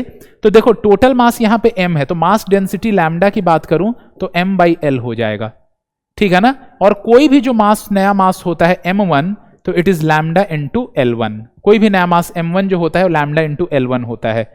तो मास बिहाइंड अगर आप टी ए देखोगे तो it is lambda into length behind T A, lambda into length behind T A, ठीक है ना। तो ये तो एक्सेलरेशन हो गया, into mass behind T A is lambda, lambda की जगह पे आप लिखोगे m/l into length behind T A. तो लेंथ बिहाइंड टी ए जो है वो कितनी है, 3l/4 है, क्योंकि टी ए के आगे जो लेंथ है वो l/4 है, पीछे 3l/4, तो l से l कट गया, m से m कट गया, तो टेंशन टी ए की जो वैल्यू आ गई वो F/4 आ गई, T A equal to F/4। तो सिमिलरली टीबी आप कैलकुलेट कर लोगे तो एक्सेलरेशन इनटू मास बिहाइंड टीबी, अब टीबी तो बीचों बीच है तो मास बिहाइंड टीबी m/2 हो जाएगी, यानी टीबी की वैल्यू अगर मैं लिखूं यहां पे तो TB is equal to F/2। और टीसी की अगर मैं वैल्यू लिखूं तो टीसी की वैल्यू 0 हो जाएगी, क्योंकि उसके पीछे तो कोई मास ही नहीं है। तो क्या काम होता है हमेशा टेंशन का, कि अपने पीछे जो मास होता है उसको उसी एक्सेलरेशन से मूव कराएं जिस एक्सेलरेशन से पूरी की पूरी हमारी सिस्टम मूव कर रही है। तो इस डायग्राम में अगर मान लीजिए कि मैं कोई फोर्स F अप्लाई कर देता हूं और आपसे पूछता हूं कि यहां पे हमारे पास कोई पॉइंट है B और यहां पे हमारे पास कोई पॉइंट है C, तो what is tension at point B and what is tension at point C। तो सबसे पहले आप एक्सेलरेशन कैलकुलेट करोगे सिस्टम का, और acceleration is equal to force upon total mass. Total mass हो गया हमारे पास m1 प्लस m2, क्योंकि रोप की जो मास है वो m1 है और यहां की जो मास है वो m2 है। Tension at B is equal to acceleration of system into total mass behind B, total mass behind B, ठीक है ना। ये टेंशन एट B लिख रहा हूं, यहीं लिख देता हूं, C को हटा रहा हूं। तो एक्सेलरेशन ऑफ सिस्टम लिखोगे F upon m1 plus m2 and into total mass behind B। तो B के पीछे रोप की मास कितनी है, तो m1/2 है, क्योंकि आधी रोप B के पीछे है, बीचों बीच है B, यहां से L/2 डिस्टेंस पे है, तो आधी रोप B के पीछे है, यानी रोप का कितना मास है B के पीछे, m1/2 एंड प्लस एक पूरी की पूरी ब्लॉक है तो m2। So this is the tension at point B। तो tension at point B is F upon m1 plus m2 into m1/2 plus m2, और सॉल्व करके एलसीएम लेकर के और आप फर्दर सिंप्लीफाई करके लिख सकते हो, जैसे कि फॉर एग्जांपल आप क्या लिख सकते हो इसको, ठीक है ना। तो F into m1 plus 2m2 divided by 2m1 plus m2, अगर लिखना हो तो ऐसे भी लिख सकते हो इसी चीज को। अब अगर वो बोलेगा आपसे C पॉइंट पे कि C पॉइंट पे कितना टेंशन है, तो टेंशन एट C के लिए क्या लिखोगे आप लोग, तो acceleration of system into total mass behind C, total mass behind C। तो एक्सेलरेशन ऑफ सिस्टम तो आपको कितना दिख रहा है, तो F upon m1 plus m2, और टोटल मास बिहाइंड C जो आपको दिख रही है वो केवल और केवल m2 है, तो it is Fm2 upon m1 plus m2। तो जब भी रोप्स में मास होती हैं तो उस वक्त उनको ऐसे ही डील किया जाता है, जैसे कि मैंने अभी आप लोगों को टेंशन वाले केस में शो किया था कि टेंशन हमेशा पीछे वाले मास के लिए जिम्मेदार होता है, ठीक है। तो जैसे कि ये क्वेश्चन है, ये हमारे पास क्वेश्चन होमवर्क के तौर पे है आप लोग के लिए। सेम क्वेश्चन जैसा अभी मैंने आपको दिखाया कि a block of mass m is being pulled with the help of a string of mass m and length l, the horizontal force applied by the man on the string is F। तो ये जो force apply कर रहा, बिल्कुल similar question है जैसा अभी हम लोगों ने डिस्कस किया था। तो जो फोर्स अप्लाई कर रहा मैन वो F है, ठीक है ना। बोल रहा फाइंड द, क्वेश्चन बोल रहा आपसे find the force exerted by the string on the block. Force, string जो है वो कितना फोर्स ब्लॉक पे एक्सर्ट करेगी मतलब सिंपली बात से बोल रहा है कि इस पॉइंट की टेंशन बता दीजिए कितनी होगी, इस पॉइंट की टेंशन कितनी होगी, ठीक है ना। And acceleration of the system, फिर बोल रहा find the acceleration of the system, तो डायरेक्टली शॉर्ट मेथड से आपको पता चल जाएगा F upon m plus m। चलो मैं क्यों सॉल्व कर रहा हूं, खुद करना आप लोग, ठीक है ना। और उसके बाद आपसे पूछ रहा है कि what is the tension at mid point, मान लो TB पॉइंट B बोल रहा हूं उसको। Find the tension at a distance x from the end, उसके लिए जनरल फॉर्मूला लिखवा ही दिया आपको, ठीक है ना। और उसके बाद अजम्पशन ही है, अजम्पशन जनरल अजम्पशन है, ठीक है ना। तो ये क्वेश्चन हम लोगों को करना है होमवर्क के तौर पे। ये नेक्स्ट क्वेश्चन है जो मैं आप लोग के लिए सॉल्व कर रहा हूं। तो यहीं पे आज के लेक्चर को, इस क्वेश्चन को सॉल्व करके हम लोग एंड करेंगे। नेक्स्ट क्लास जो नेक्स्ट एपिसोड है वो पूरा का पूरा स्यूडो फोर्स पे बेस्ड होगा, ठीक है। सो बोल रहा है इस क्वेश्चन में कि a body of mass m is hanging by an inextensible string of mass m। एक बॉडी की मास m है, कैपिटल M, और एक इनएक्सटेंसिबल स्ट्रिंग है, इसकी भी मास m है, and accelerates up with constant acceleration a, इसका एक्सेलरेशन a है। Find the variation of tension in the string as a function of distance measured from mass m। तो m से x दूरी पर टेंशन क्या होगी, बस यही बोल रहा है, यही आपको कैलकुलेट करना है कि m से x डिस्टेंस पर टेंशन की वैल्यू क्या होगी, यहां पर टेंशन क्या होगी, यही आपसे पूछ रहा है, ठीक है। तो सबसे पहले देखो आपको क्या करना होगा, टेंशन की क्या जिम्मेदारी होगी, टेंशन की यह जिम्मेदारी होगी कि उसके नीचे जो मास है उसको एक्सेलरेट कराए उसी एक्सेलरेशन से जिस एक्सेलरेशन से पूरी की पूरी सिस्टम एक्सेलरेट हो रही है, ठीक है। तो क्योंकि टोटल मास ऑफ स्ट्रिंग जो गिवन है, total mass of string is m and its total length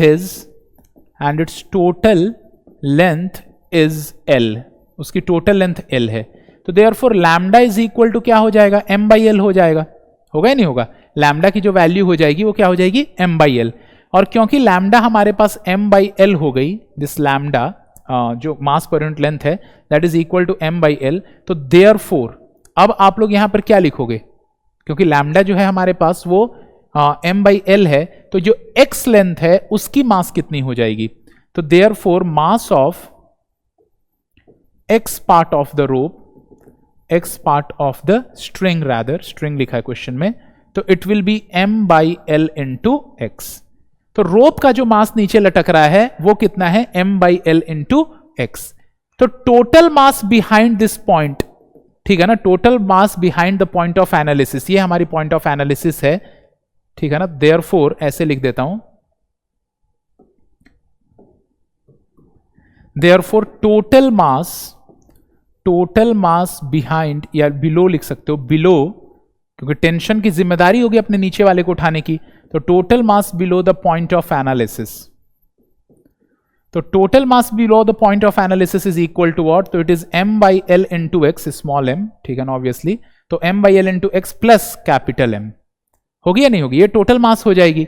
अब फ्री बॉडी डायग्राम हम लोग बना लेते हैं यहां पे।